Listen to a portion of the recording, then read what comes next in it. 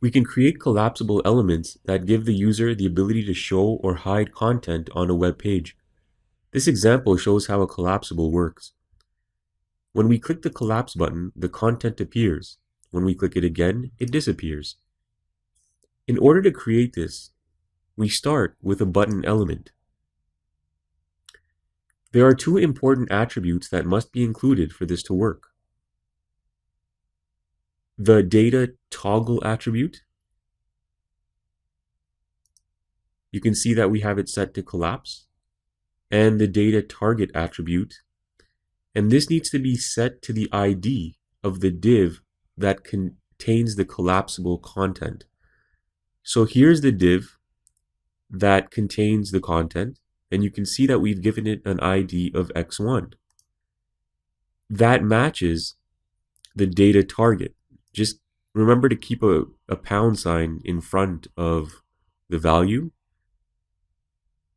So these two must match in order for this to work.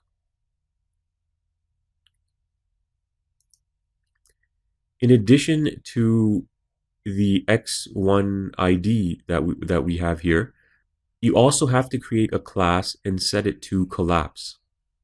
Next, just insert the content that should be displayed when the button is clicked. So you can see we have some sample text here. And when we click the collapse button, the text appears. When we click it again, it disappears. In this second example, we've used the A element instead of a button element like we did in the first example. We can see that if you want to use an A element, you need to set the href attribute to the ID in your div element. So if those two don't match, then the collapsible will not work if you're using an A element. In addition to that, you also need to include a data toggle equals collapse attribute.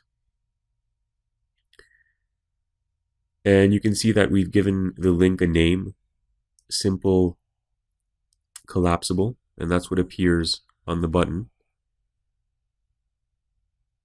Now, just like the previous example, your content goes inside your div element. So here you can see the sample text, and the sample text hides and appears on click.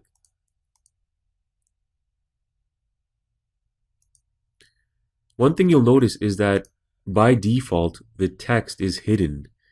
If you want the text to be visible by default, we'll start with the first one here. Inside your div element, next to the collapse class, just put in the in class.